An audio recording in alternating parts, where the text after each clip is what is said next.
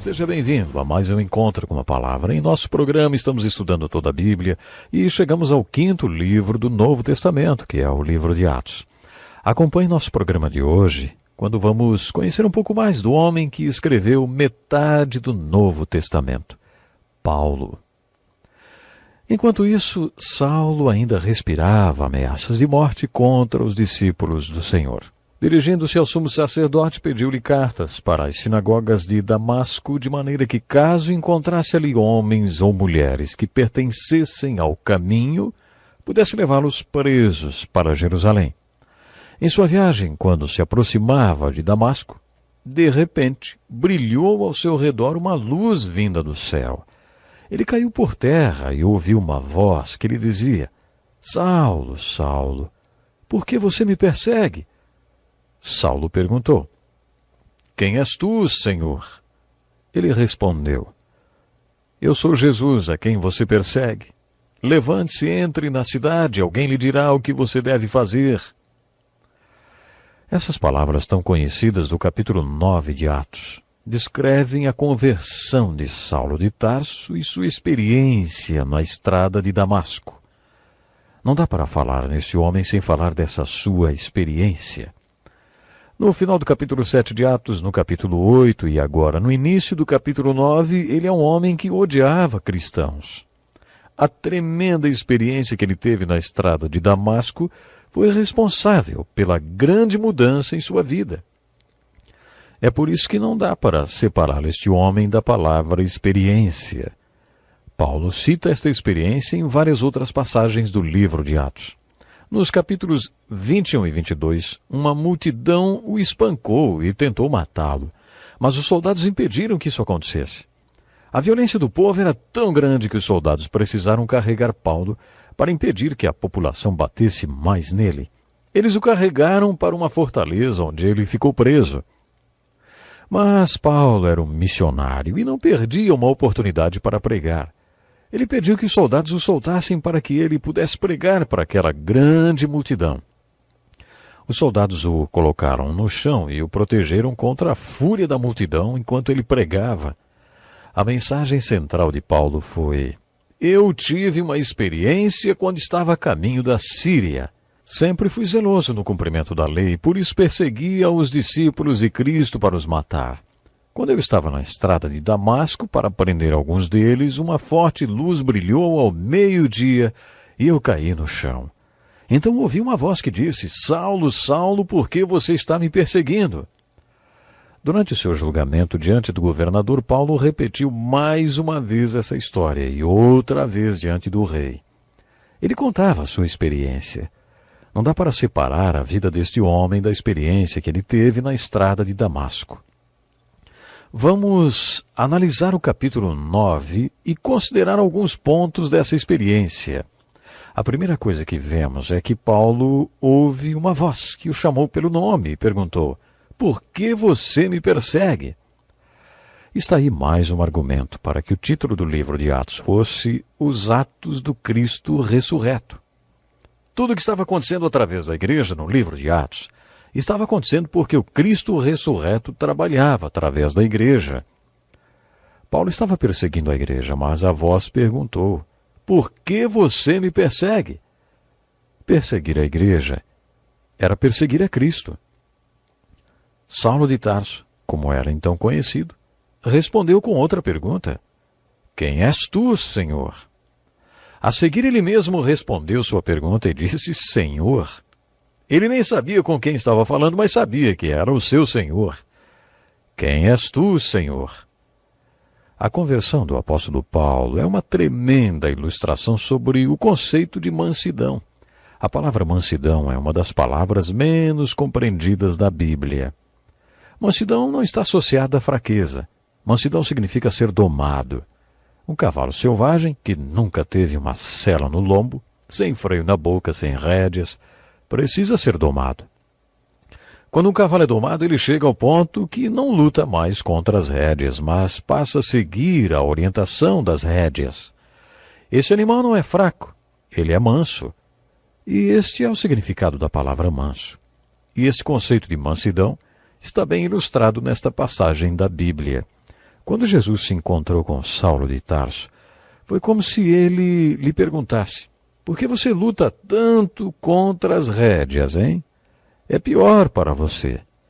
Quando o cavalo não obedece ao freio, sua boca se fere. É pior para o animal. Era isso que Jesus estava perguntando a Saulo de Tarso. Continuando com a analogia do cavalo, podemos dizer que antes da experiência da estrada de Damasco, o Espírito Santo estava tentando tratar Saulo de Tarso. Enquanto Paulo segurava os casacos, lembram, daqueles que apedrejaram Estevão, Deus, o Espírito Santo, começou a falar com ele de maneira profunda. É por isso que nos versículos seguintes lemos em algumas traduções que Paulo era como um animal selvagem.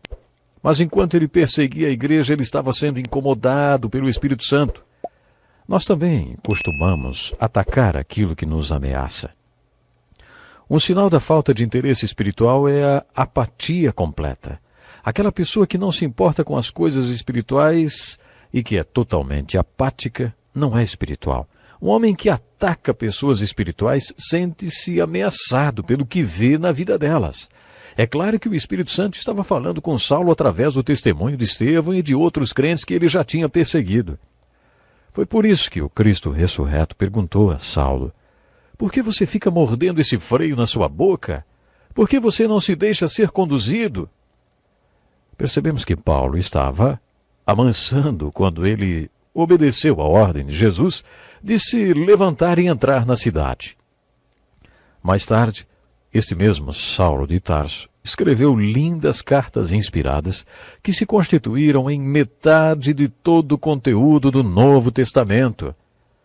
Como já disse, o livro de Atos é um tipo de elo de ligação entre os evangelhos e as epístolas.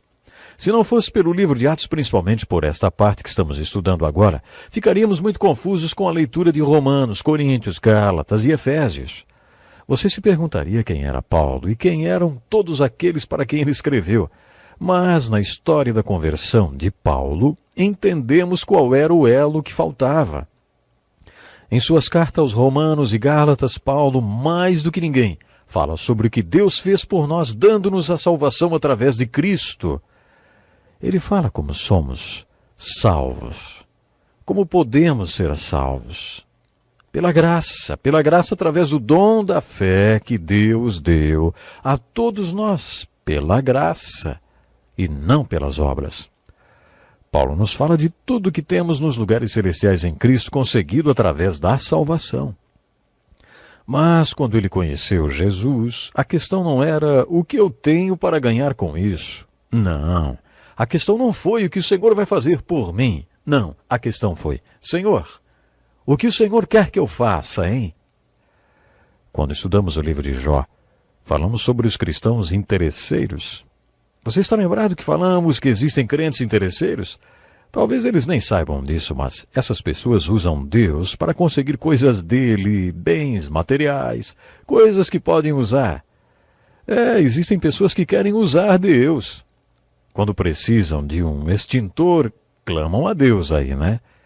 Quando precisam se esconder do medo, aí clamam por Deus. Para elas, Deus é alguém que elas usam quando precisam só. Se você é um crente interesseiro, está ocupando o lugar central da sua própria vida. Está lá no centro da sua vida com as mãos abertas, como Jó, perguntando o que um homem pode esperar que Deus coloque em suas mãos porque ele crê e segue a Deus. Depois de muito sofrimento, Eliú veio para ajudar Jó e lhe disse que ele não deveria ficar de mãos abertas no meio de tudo aquilo, perguntando a Deus o que ele lhe daria por ser um homem bom. O que Jó deveria fazer era dispor suas mãos abertas para Deus em todas as circunstâncias da vida, sem indagar o que receberia de Deus, mas sim o que daria para Deus. Em tudo que passamos, devemos sempre perguntar a Deus o que podemos tirar daquela circunstância para Ele e como podemos glorificá-lo através da crise, da necessidade, das circunstâncias, da riqueza e dos encontros da vida. Existem pessoas que atacam a fé através da chamada psicologia da religião. Eles argumentam que muitos são crentes ou devotos interesseiros. Esta psicologia da religião promove este ataque psicológico porque questionam por que as pessoas são religiosas e alegam que religiosos são, na verdade, pessoas interesseiras e que a religião é ópio de suas vidas porque, ao invés de buscarem soluções e conquistas, elas ficam se dopando com a esperança na religião. Para eles, a única razão dessas pessoas serem religiosas é a busca da satisfação de suas necessidades. Se alguém acusar você de usar a religião para satisfazer suas necessidades, o que é que você vai responder, hein? Quais são suas convicções a respeito do que você crê? Será que esta acusação se aplica a você? O apóstolo Paulo fala sobre pessoas que encontraram o perdão em Cristo, que encontraram o Cristo que perdoa as culpas e que cura os seus corpos. Por isso, elas aceitam todos os rituais religiosos, todas as doutrinas e tabus da igreja, sem sequer questionar ou entender, mas estão lá enchendo os bancos da igreja. É nisso que se resume a fé delas. E por isso estão na igreja, porque Deus resolveu seus problemas. Talvez você seja uma pessoa que precisa de uma cura e encontrou essa cura em Cristo, e como crê em Cristo, como você vê que Cristo curou ou vai curar, então você está numa igreja. Talvez você seja uma dessas pessoas que conheceu Jesus terapeuta, capaz de resolver todos os seus problemas emocionais, e por isso você vai à igreja. Ou então, talvez, ele seja para você o Jesus doador, porque, como todo mundo, você tem muitas necessidades. Você não pode participar do clube de campo da cidade. Então você vai à igreja porque você tem necessidade de pertencer a algum lugar de Jesus. Tudo isso coloca você no centro do seu relacionamento com Cristo e com Deus. Quando você vai a Cristo e tem a experiência de salvação, Ele realmente resolve todo o seu problema de culpa. Ele realmente vai dar a você o sentimento de pertencer a algum lugar. Ele pode curar seu corpo, se for da vontade dele. E ele pode também solucionar todos os seus problemas emocionais. Você tem muito a ganhar quando busca Jesus. Pense nisso, nosso tempo acabou. Até o próximo programa.